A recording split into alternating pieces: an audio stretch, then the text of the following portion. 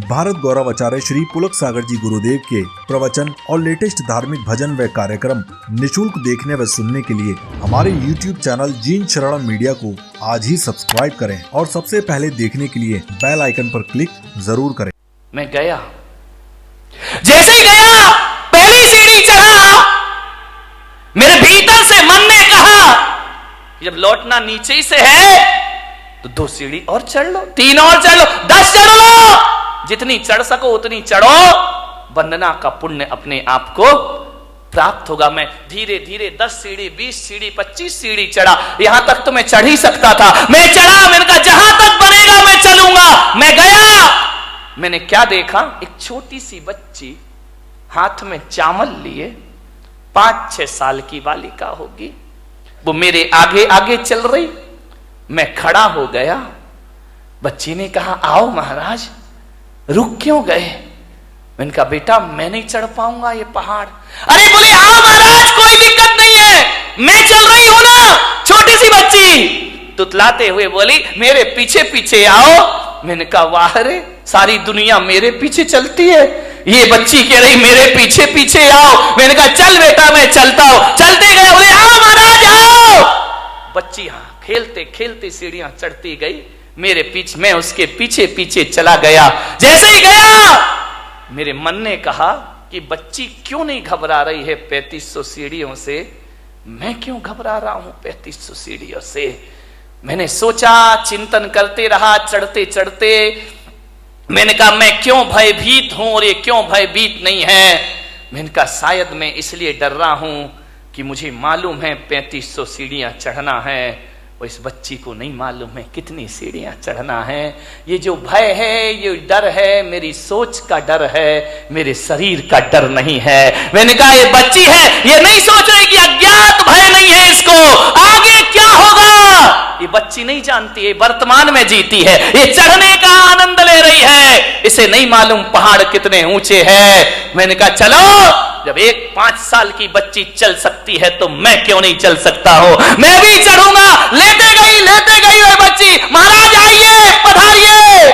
छोटी सी बच्ची, मैंने माँ बाप से कहा इसे गोद में ले लो, बोली नहीं मैं पैदल चलूंगी। महाराज पैदल चल रहे हैं, 5 साल की बच्ची, मैं भी पैदल चलूंगी। अरे मैंने कहा बच्ची तू मुझे देख के पैदल चल रही है और मैं तुझे देख के पैदल चल रहा हूं, आओ दोनों एक दूसरे को देखे चलते गए। चल आपको विश्वास नहीं होगा, 2 घंटे में मैंने और बच्ची ने 3500 सीढ़ियां चढ़ ली उन पहाड़ की। जो कभी 2nd फ्लोर में आहार में जाना नहीं चाहता था, 3500 सीढ़ियां चढ़ी। किससे चढ़ी मेरे भाई? ना कोई मंत्र, ना कोई ताकत, ना कोई शक्ति, हौसले बुलंद रखिए। मैं वहां पर चढ़ा, शाम के वक्त रात्रि विश्राम वहीं हुआ और सुबह ऐसे उतर के आ गया। वो दिन है और आज का दिन है, मेरे घुटनों का दर्द कहां है मुझे पता ही नहीं है। कोई दर्द नहीं है। ये बात अलग है कि दोनों हड्डियों के बीच का गैप कम हो गया, लेकिन आज भी भाई साहब मैं अपने हौसलों के दम पर 20-30 किलोमीटर भी चलने की ताकत अपने अंदर रखा करता हूं। किससे जी जाती है जिंदगी? हौसलों से जी जाती है। ध्यान रखना, पंखों से उड़ान नहीं होती है, परिंदा हौसलों से आकाश उड़ा करता है। ध्यान, हौसले बुलंद रखिए, नर्वस मत होइए अपनी जिंदगी में। कितना भी कुछ लुट जाए, कितना भी कुछ चला जाए, हौसले बुलंद रखिए। गुजरात के भूकंप में 8-8 दिन के बाद दबे हैं लोग, तो भी जिंदा निकल आते हैं। ध्यान रखिए, जो जिंदा निकल आते हैं वो फिर से अपनी दुनिया बसा लिया करते हैं मेरे भाई। एडमंड हिलेरी का नाम सुना होगा। 1952 में वो एवरेस्ट की चोटी पर चढ़ने को तैयार हुआ, चढ़ा, असफल हुआ, गिरा, सफलता प्राप्त नहीं हुई, निराश नहीं हुआ, फिर चढ़ूंगा, फिर करूंगा, फिर लड़ूंगा जिंदगी से। देखता हूं जिंदगी कितना मुझे परास्त करती है। एक जगह लंदन में किसी सभा में उन्हें आमंत्रित किया गया, दीप प्रज्वलन उनसे कराया गया। सभा में वो आमंत्रित हुए,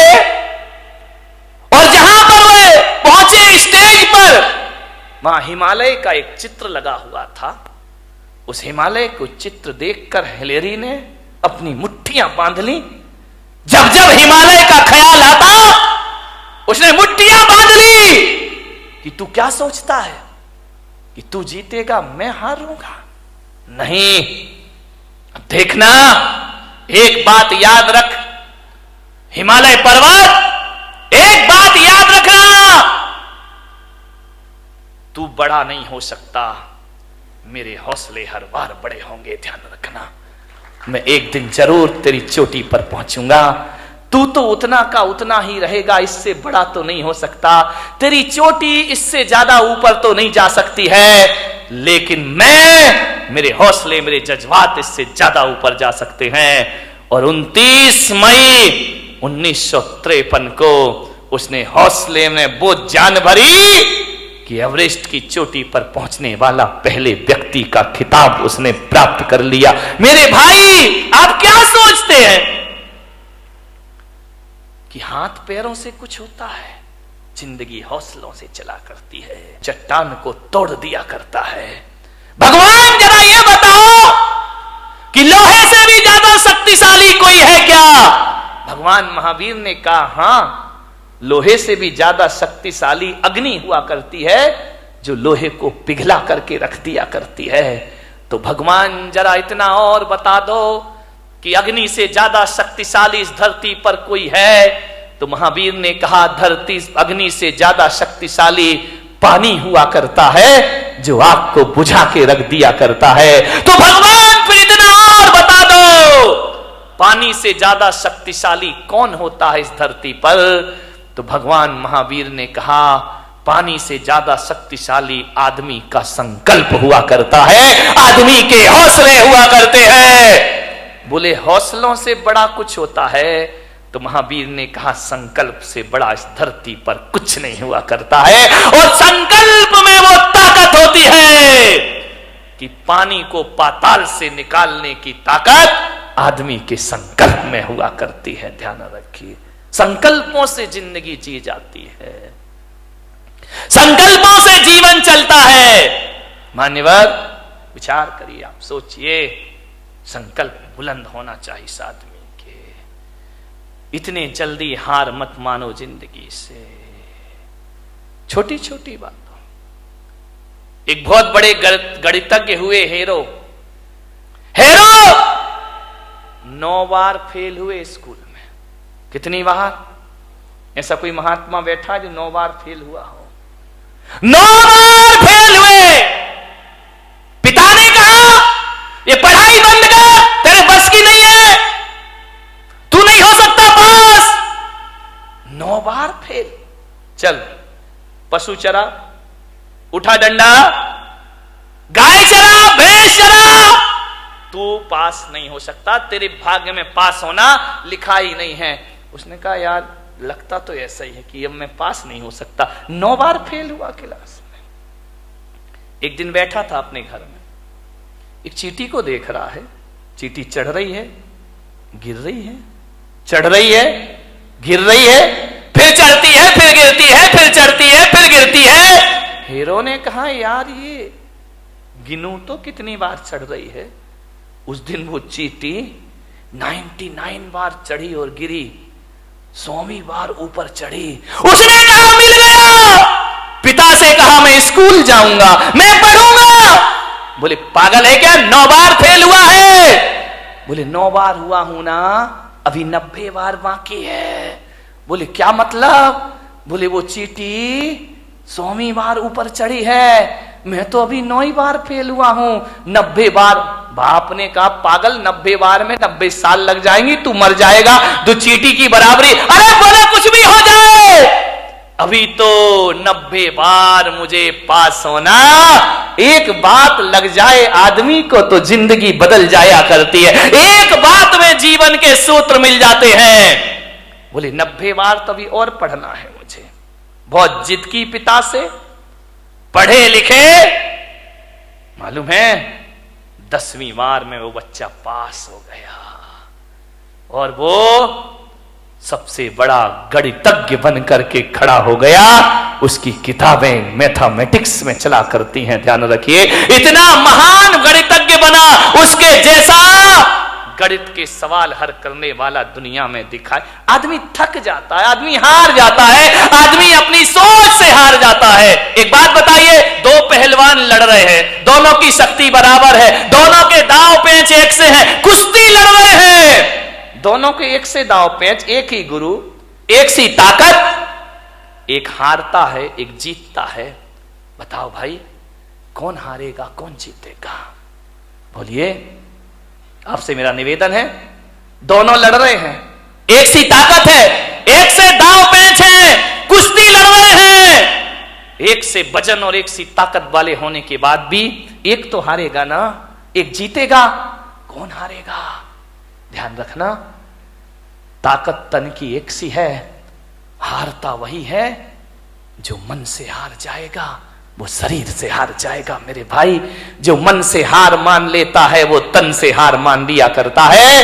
तो मैं आज आपको सूत्र दे रहा हूं कि मन के हारे हार है और मन के जीते जीत। जिसका मन हार गया वो दुनिया में कभी विश्व विजेता नहीं बन सकता है। सम्राट सिकंदर अंतिम सांस तक विश्व विजेता के सपने देखते रहा। मान्यवर, सपने देखिए, देखना चाहिए। बिना सपनों की जिंदगी कभी आगे नहीं बढ़ा करती है। हौसलों के साथ जिंदगी को जियो मेरे भाई। विपत्तियां आएंगी जीवन में, विपत्तियां जो होती हैं वो पार्ट ऑफ लाइफ है आदमी के जीवन में, जीवन का एक हिस्सा है। विपत्तियां पार्ट ऑफ लाइफ है और विपत्तियों में अपने आप को संभालना आर्ट ऑफ लाइफ हुआ करती है मेरे भाई। सबसे बड़ी कला हुआ करती है मुसीबतों में अपने को संभाल के रखना, बहुत बड़ी कला हुआ करती। आर्ट ऑफ लाइफ बनाओ, पार्ट ऑफ लाइफ को ध्यान रखिए। जीवन की एक कला है जिंदगी। मौत से मत घबराइए मान्यवर, जिंदगी जीने के लिए मिली है, इसे आत्महत्या की भट्टी में मत झोंकिए। पूरी जिंदा दिली के साथ जिंदगी को जीने का प्रयास करिए। जियो, बहुत आनंद है इस जिंदगी में। बच्चों पर इतने पढ़ाई का प्रेशर मत डालो। बच्चों की कामयाबी देखना है या काबिलियत देखना है? मान्यवर ध्यान रखना, आप कामयाबी के पीछे दौड़ते हैं, काबिलियत का ध्यान नहीं रखते हैं। बच्चों को कामयाब भले ना बनाओ, लेकिन बच्चों को काबिल जरूर बनाइए, ध्यान रखिए।